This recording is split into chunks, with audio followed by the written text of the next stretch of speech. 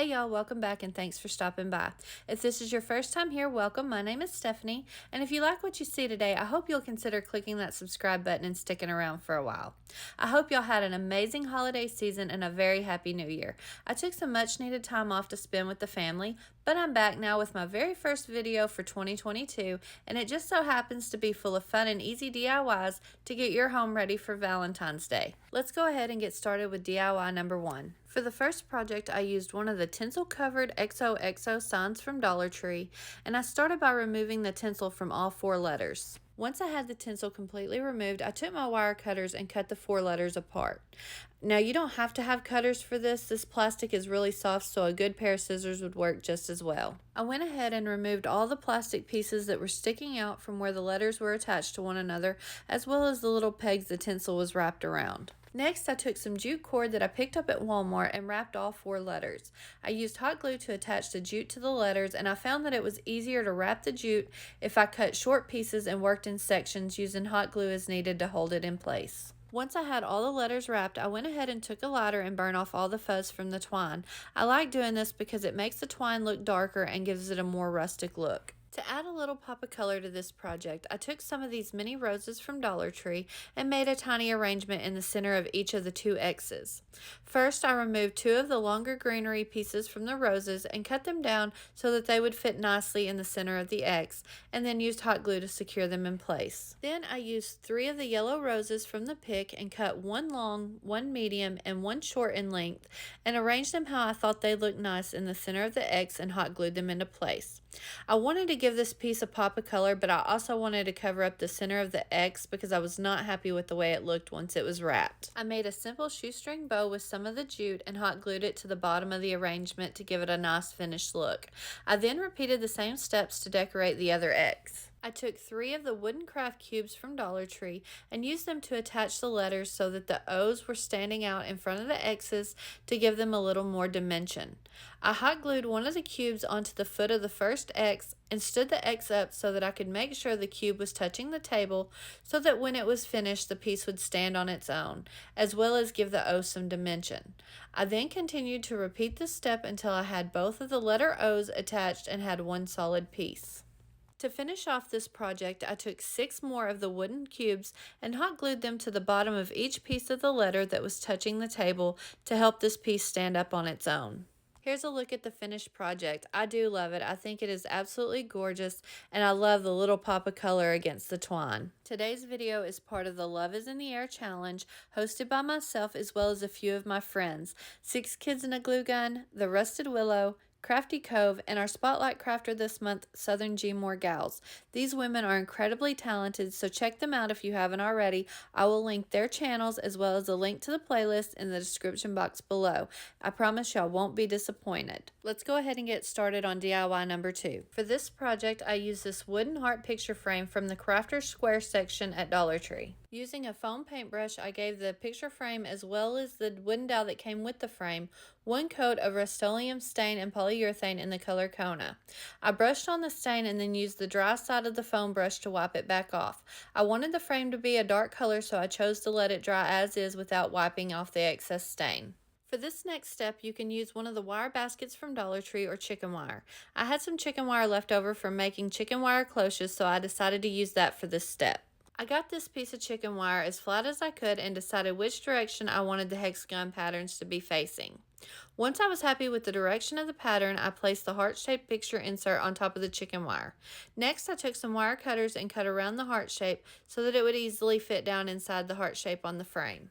Next, I took this gorgeous rose scrapbook paper from a mini book of Valentine's Day scrapbook papers that I picked up at Hobby Lobby and traced the heart from the frame onto it and cut it out. Once the frame was dry, I flipped it over and put the chicken wire inside the heart-shaped cutout.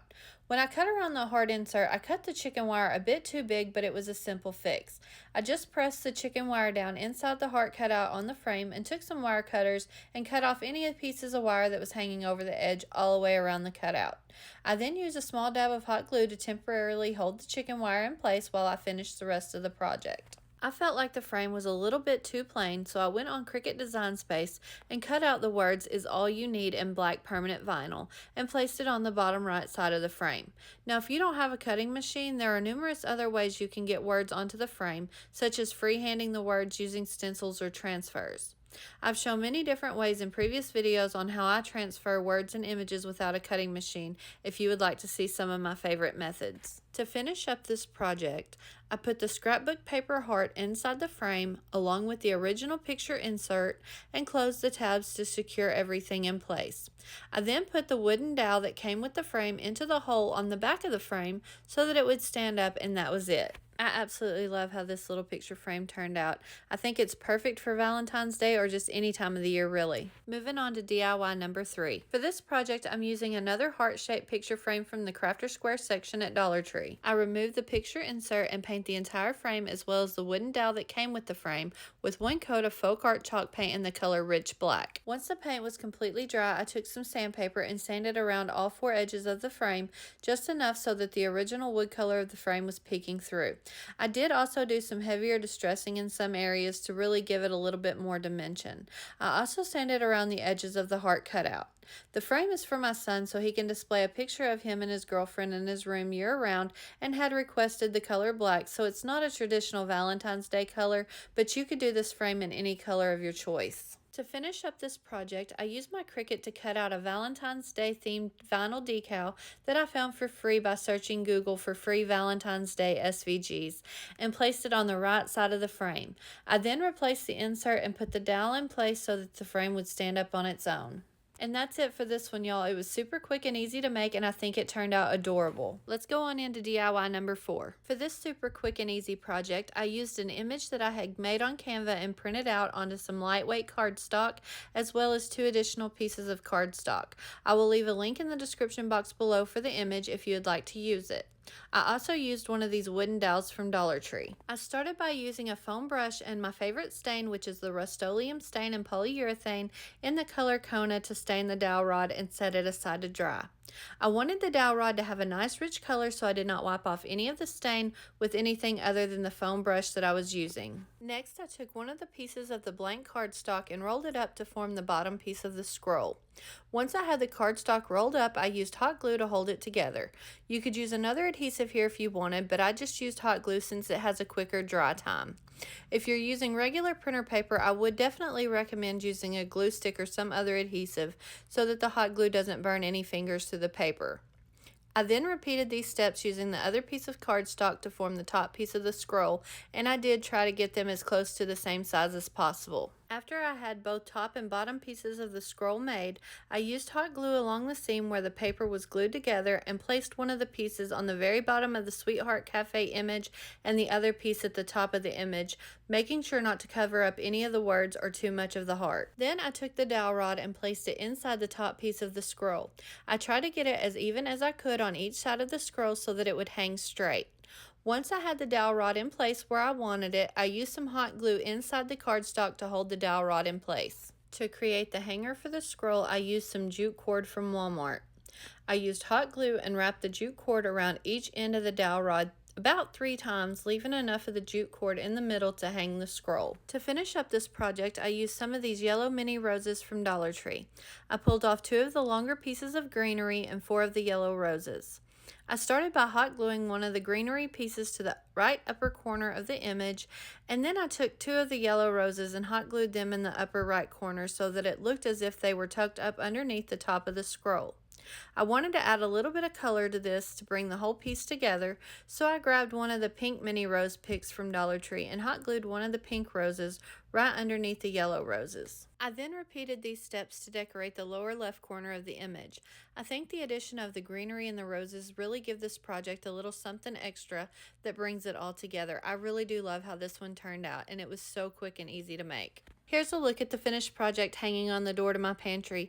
I am so happy with how this one turned out, and it really couldn't get much easier to make. And last but not least, and my favorite project from today's video, DIY number 5. For this project, I used 3 more of the wooden dowels from Dollar Tree and stained them with 2 coats of the Rust-Oleum stain and polyurethane in the color Kona and set them aside to dry. Next, I took one of the aluminum cookie sheets from Dollar Tree and cut off the edges so that I would be working with just the flat bottom piece of the sheet. I used a pair of scissors to cut the aluminum and it worked out great for me. Just remember that the edges can be a bit sharp. I printed off a picture of an arrowhead that I found on Google Images onto a piece of cardstock and cut it out to use it as a template. I then traced the arrowhead onto the cookie sheet 6 times so that I would be able to make 3 of the Cupid's arrows. If you don't want to use cookie sheets to make these arrows, you could also use cardstock and follow the same process. Once I had all 6 arrows traced out onto the cookie sheet, I cut them out using a pair of scissors. To make the tips of the arrows, I took 2 of the arrowheads I cut out of the cookie sheet and used a dab of hot glue to glue the 2 tips together. Then I ran a small bead of the hot glue up each side to close up the tip of the arrow, leaving just the top of the arrow open. When doing this, make sure not to put too much hot glue, which will close up the middle of the arrow and the dowel rod won't be able to fit in it. You want to be able to leave it hollow on the inside so you can put your dowel rod down inside. Once I had the 2 pieces glued together, I went back with a pair of scissors and cut off any of the sides that were overlapping or sticking out. Next, I took the dowel rod and gently pushed it down inside the arrowhead. Be careful when doing this because if you push too hard, the sides will pop open. Once I had the dowel rod down inside the arrowhead, I pinched the sides closed around the dowel rod. I then removed the dowel rod and put a bead of hot glue along the top of the dowel rod and placed it back inside the arrowhead. Once the dowel rod was in place, I went back and used a small dab of hot glue on the sides of the arrowhead to completely close it. I then repeated this process using the 4 other arrowheads and 2 dowel rods to make the other 2 arrows. I used hot glue throughout this entire project, but if you wanted to use a different adhesive, you definitely could, but the hot glue worked well for me. I thought the arrows looked a little too new and shiny for my decor, so I wanted to make them a little more rustic. I used apple barrel paints in the colors burnt umber and nutmeg brown to add a little age to the tips of the arrows. I used a makeup sponge from Dollar Tree and started with the nutmeg brown and applied some of the paint to the edges in the middle of the arrow. I made sure to pay a little extra attention to the arrows where you would normally see the wear and tear and age. Once I had the base layer of the nutmeg brown on the arrows, I repeated the same technique using the burnt umber. I continued to layer the 2 colors until I was happy with the way the arrowheads looked. I wanted them to look very aged and rustic, but I wanted a little bit of the aluminum shine as well. This step is completely optional. If you wanted to leave the arrows nice and shiny, they would turn out just as lovely. Here's a quick look at how the arrows looked once they were completely dry. For the tails of the arrows, I decided to use pieces of a pampas grass pick that I had left over in my stash from last fall. I'm sure this type of pick would be easy to find at a craft store that sells florals. I used hot glue to attach the pampas grass to the ends of the arrows on the front side of the dowel rod. To finish the arrow, I took some of the white cotton twine from the automotive section at Dollar Tree and wrapped it around the tail of the arrow using hot glue to hold it in place. I started it just below the end of the pampas grass and wrapped it all the way to the top of the dowel rod. Then I repeated the process to attach the tails to the other 2 arrows, and this project was finished. Here's a look at the finished Cupid's arrows. I absolutely love these. They have to be one of my top all-time favorite DIYs. These will definitely be out in my decor year-round. I ended up putting them in one of the tall glass vases from Dollar Tree, and I think they look absolutely gorgeous. Here's one final look at all of today's Valentine's Day themed DIYs. I know they're not the traditional Valentine's Day colors, but I really do love the neutral rustic look. Which one is your favorite? My favorite is definitely the Cupid's arrows, followed by the chicken wire heart frame. I really do hope you enjoyed today's video, and if you did, please give it a thumbs up. It really does help out my channel. And if you haven't hit that subscribe button yet, what are you waiting for? Click that button and stick around for a while. I have so many fun projects on the way. Thank you so much for watching, and be sure to check out the description box below for a link to the playlist for even more Valentine's Day inspiration. I'll see y'all next time.